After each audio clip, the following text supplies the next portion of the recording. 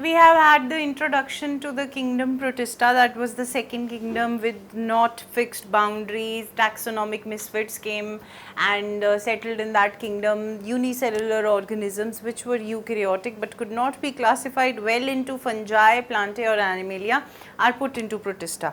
What could be a protestant for one scientist? It could be a protestant for, it could be a plantae cell for other reader, or it could be an animal cell for other reader. And I gave you the classic example of protozoans, which certain authors believe are animals, but we are going to consider it under Protista only.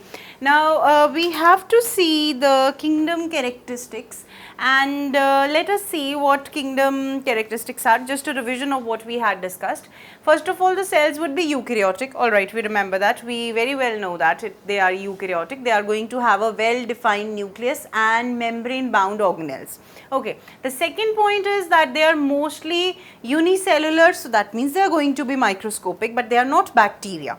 And some are multicellular. Now, over here I want to point out one thing, that when I say multicellular over here, that would not be thalloid organization, because I told you that certain fungi, certain algae and those which are unicellular, they are classified into protistans. The multicellularity over here is that they are working in a colonial sort of form. That is one thing. Every cell would be a single protestant, but they would be working together in a colonial form, and that would be pointing out towards their multicellularity.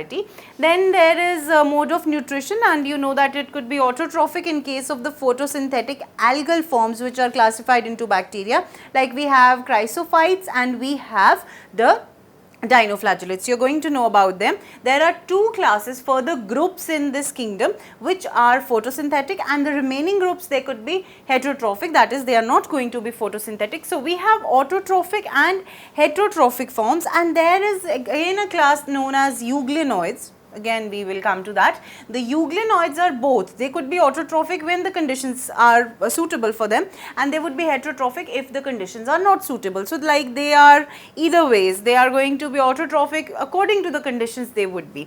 And then we talk about the reproduction. They, most of them are, they have sorted to asexual reproduction, while few of them can use conjugation as the means of this reproduction. And you know that conjugation is believed to be precursor of sexual reproduction, because there is exchange of genetic material from one parent to the other, and it is somehow considered as a sort of sexual reproduction, but very primitive. Those organisms which are unicellular, like of these criteria and categories, they are very simple. So, the reproduction would also be very simple. So, conjugation is a sort of sexual reproduction, and the cell wall may or may not be present. There are cases then when cell wall would be present, like in the cases of dinoflagellates, diatoms and rest of the groups, and there are conditions where there is no cell wall, as in the case of those which would be for animal cells for some authors, as I told you the example of protozoans.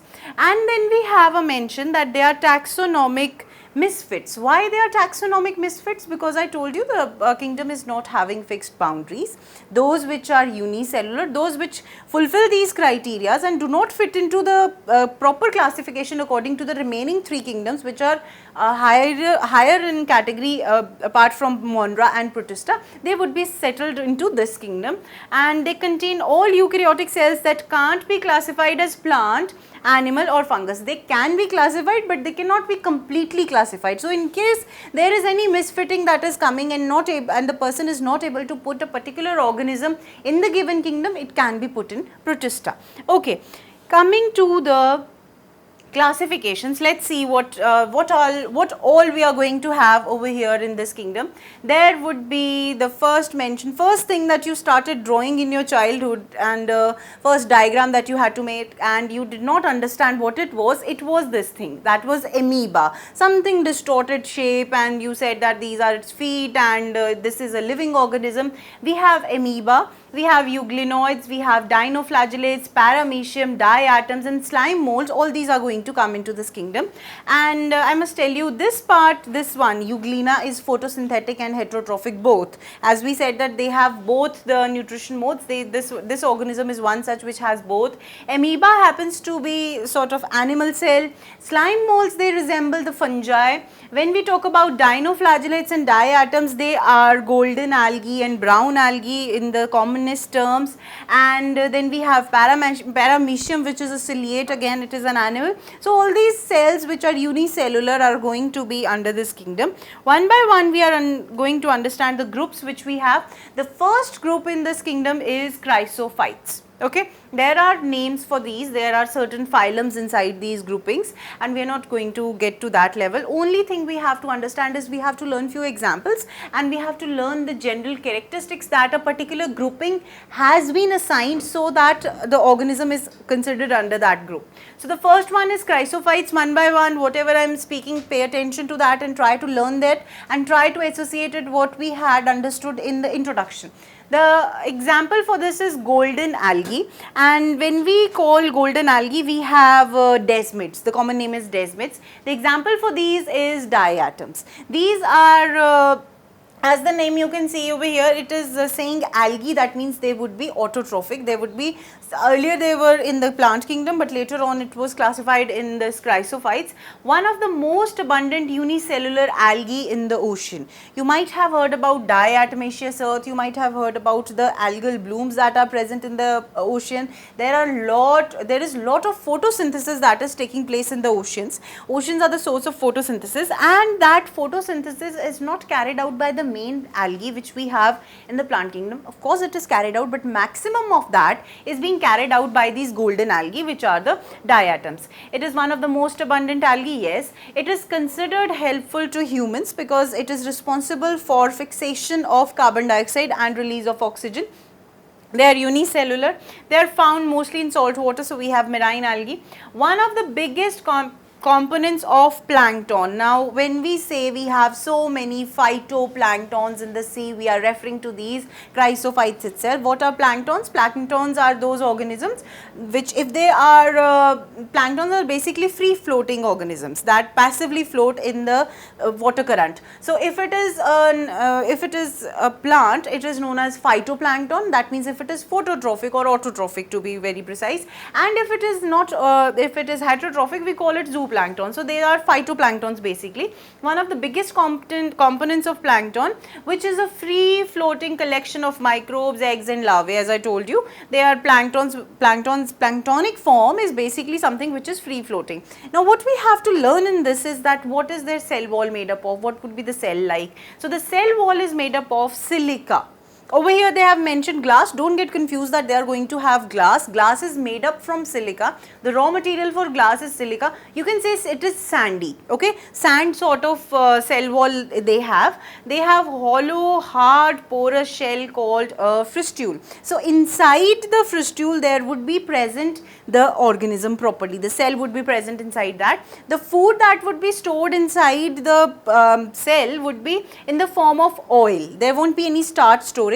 We know that because it is phytoplanktonic, so it is going to store starch, but no, in this case it is oil, and it floats at the surface because of this oil. That is why they are planktonic. The floating ability comes to these Chrysophytes because of the stored food material in the form of oil. They are able to photosynthesize at surface because the surface is the site where they are going to take the maximum of sunlight. And one thing that they are responsible for formation is diatomaceous earth. Okay, now what is this diatomaceous earth? Pay attention that what was their cell wall made up of? It was made up of silica. When they are going to die, they would settle down. Naturally occurring soft siliceous referring to the cell wall, that is fristule made up of silica, siliceous sedimentary rock that is easily crumbled into fine white to off-white powder, and it is used as diatomaceous earth. It is nothing but the fristules which have settled down, and the leftover fristules used in toothpaste and cleaners, and they are used as grit and oil industry. They are used, diatomaceous earth has a lot of economic importance. So that is what we have to learn in the case of Chrysophytes. And the best example that we have over here is, if you can remember these names of the diatoms, that is scientific names: Emiliania, hyxili, and other one is cyanura. It is a colonial golden algae. As you can see, the color is also referring this is golden algae. It is found in freshwater lakes and ponds. So you have to, I have taken these two because one is marine and the other one is freshwater. So you have to remember cyanura is the golden algae which is present in freshwater, and this is the case of golden algae which is having calcium carbonate in its cell wall. Okay, we said that there is silica, over here they are having calcium carbonate in their cell wall. Next we move towards another group. You might have seen this. This is bioluminescent protest that you might have seen either in some picture as over here, or you might have seen it in some sort of movie where there is a romantic scenario or something like that. We see these things in the movies. It is a natural thing. It actually happens. It is not that it is some sort of VFX that is being used. It is a natural thing that on the seashore, that on certain beaches there is a bioluminescent phenomena which is shown, and we have class of Protista which is responsible for this bioluminescence, and that class or the grouping is known as Dinoflagellate. Okay, so let us see what are the characteristics of dinoflagellates. They are photosynthetic, so they have chloroplasts with chlorophyll. They are going to be red or yellow or green in their color. Okay, so they have xanthophylls and carotenoids present in them. They have a cellulose cell wall, unlike the cell wall which had, unlike fristule in the case of Chrysophytes, which had silica in them.